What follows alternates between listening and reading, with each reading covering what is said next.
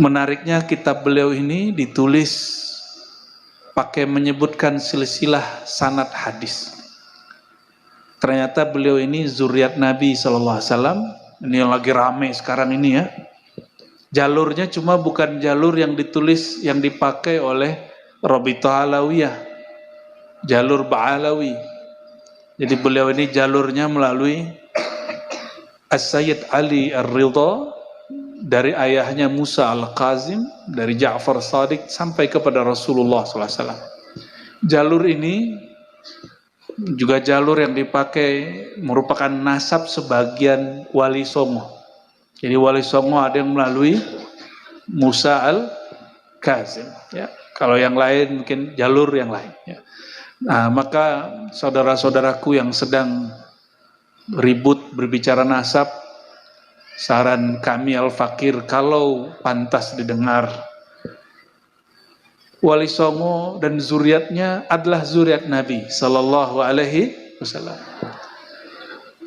Sadah Ba'alawi yang nama-nama mereka tertulis dalam Rabithah Alawiyah pun juga zuriat Nabi Sallallahu Alaihi Wasallam.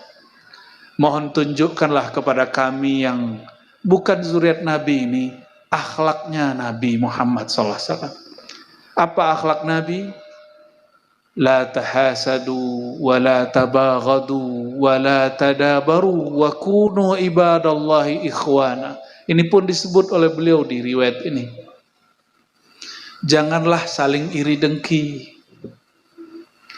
Janganlah tabaghadu, saling menyulut kemarahan atau memancing marah atau jadi provokator orang marah.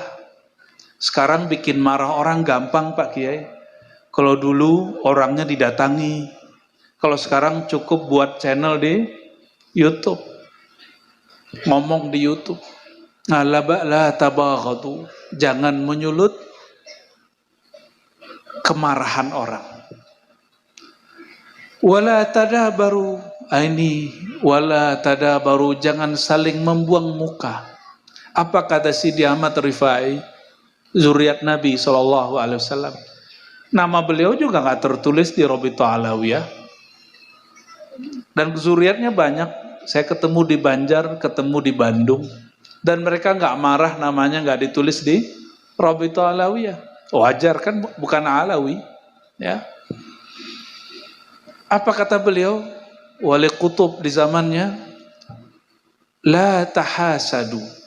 Jangan saling iri dengki.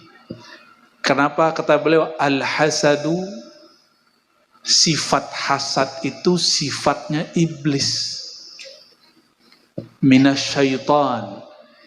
Iblis itu dulu iri kepada nenek moyang kita, kakek moyang kita, Sayyidina Adam. Benar gak? Maka orang yang iri dengki, apakah urusan jabatan, popularitas, termasuk nasab, ini termasuk orang yang terpancing oleh sifat-sifat iblisiah. Orang yang hasad bukan iblis, bukan setan, tapi dia kerasukan sifat iblis. Saya berbaik sangka orang yang berdarah-darah baginda di tubuhnya, insya Allah tidak beriri dengki. Amin. Ya, tunjukkan kepada kami akhlak ini. Saya kalau pernah berbicara masalah nasab, jika ada yang tersinggung, saya mohon ampun kepada Allah dan minta maaf kepada siapapun yang tersinggung. Kita udah gak mau lagi bicara itu. Kita sekarang bicara nasab itu akhlaknya. Lalu kata beliau, wala tabaghadu, jangan saling menyulut kemarahan. Kenapa? Yang suka marah-marah itu as-sibaiyah minal hayawan, itu yang buas dari kalangan hewan.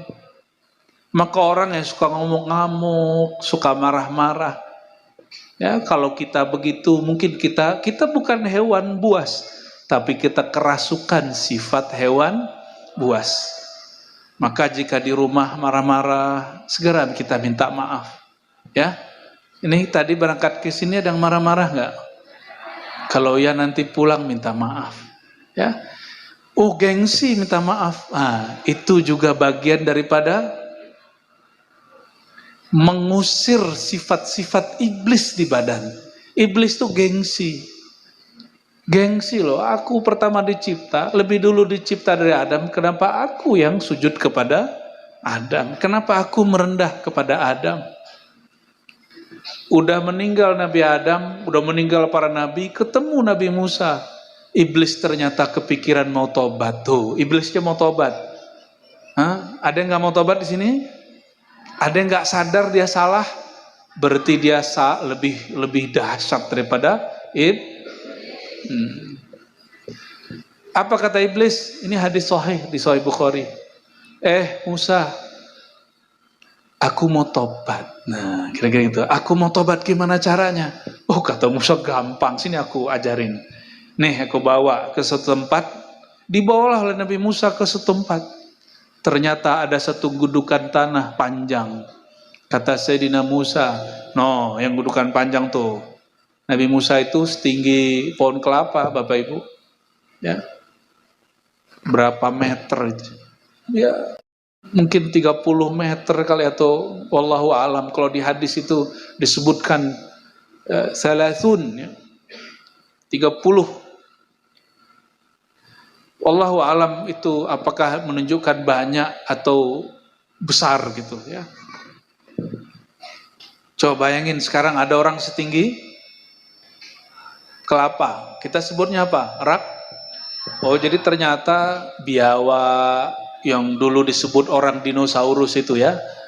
Ternyata itu biawa. Biawanya tapi gede ya. Sayyidina Musa mengatakan, iblis, no, kuburan kakekku. Katanya mau tobat.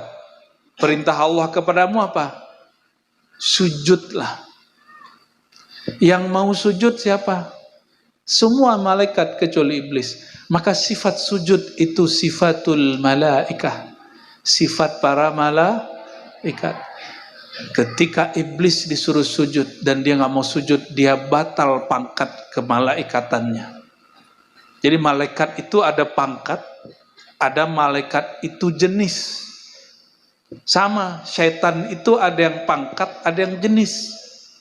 Kalau syaitannya pangkat itu manusia yang kerjanya nyuruh orang jahat. Ya'muru bil fahsya.